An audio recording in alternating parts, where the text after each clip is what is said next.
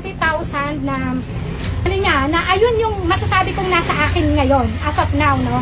Kasi ano niya yun ang tawag dito, cash incentives niya yun ng World Championships 2021.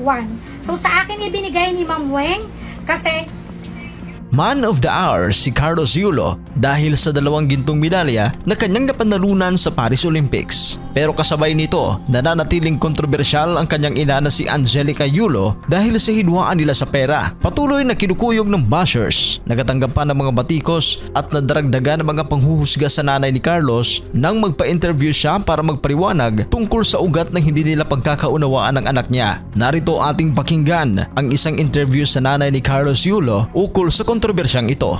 70,000 na ano niya, na ayun yung masasabi kong nasa akin ngayon as of now, no? Kasi ano niya yun ang tawag dito, cash incentives niya yun ng World Championships 2021. So sa akin ibinigay ni Ma'am Weng kasi ayoko no, syempre alam mo na ano din sa kanila yung X din, red flag din sa kanila yung girl. So yun yung so sa akin ibinigay. So ang ginawa ko, syempre nararamdaman ko na bilang ina na parang ang sabi ko is baka maubos yung anak ko in the future. So ang ginawa ko, inano ko siya, dineposit ko siya under my name sa BPI account dito sa may BPI dito sa may Vito Cruz. Then pinahold ko siya, ginawa ko siyang bond for credit card.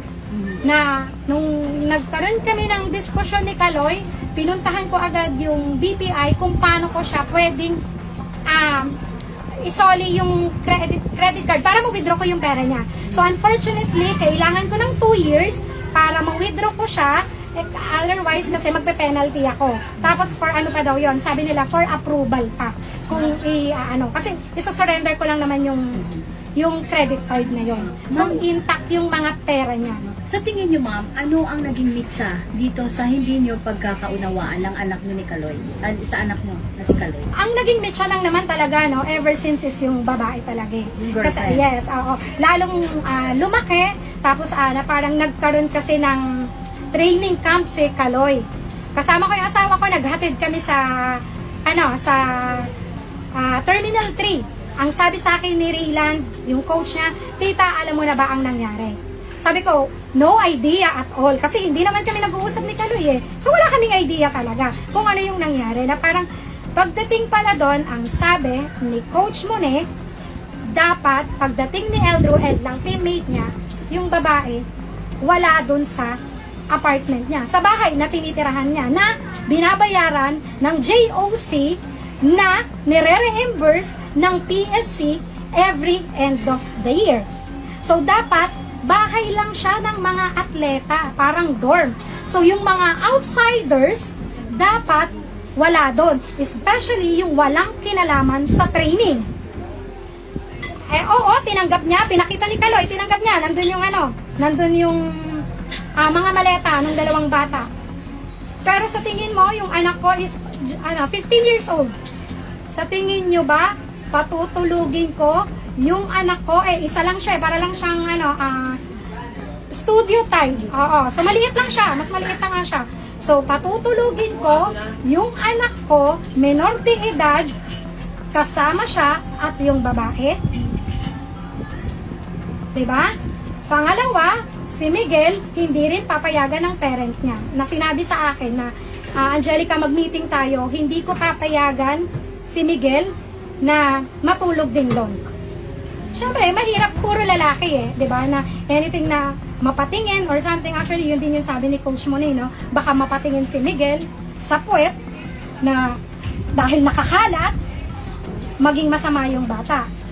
Diba? Yung doon. Isa pa kasi, alam ko, is Christian talaga sila, sila, yung papa ni Miguel. Kaya, hindi niya talaga i-allow yung mga ganong. Pero dati, ma'am, naging okay kayo ng girlfriend? Or una pa lang talaga? Una, parang medyo okay kasi nagtatawag-tawag naman sila rito ni So, hindi ko naman din masyadong pinapansin, no? Na parang okay lang, na parang then nung nagkita kami rito, tapos parang feeling ko, nilalayo niya sa amin si Kaloy na, oo, alam ko gusto niyang makasama si Kaloy. Gusto rin siyang makasama ni Kaloy. Pero syempre kasi, pamilya kami, kumbaga parang matagal din namin siyang hindi nakasama because of pandemic, di ba? Ilang ano yon. So syempre, kung siya, gusto rin siyang makasama ng girl, how much more kami na pamilya niya na gusto rin siyang makasama. Even yung mga kapatid niya, kasi talagang medyo nalulungkot lang, no? Kasi sobrang close silang magkakapatid.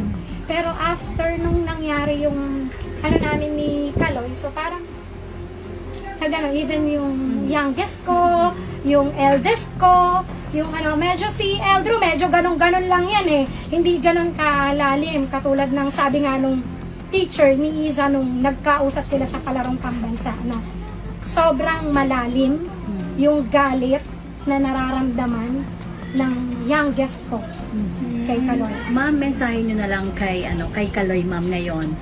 Kung mensahe, ano bang mensahe mabibigay ko sa kanya? Na parang kasi lahat naman sinabi ko na no?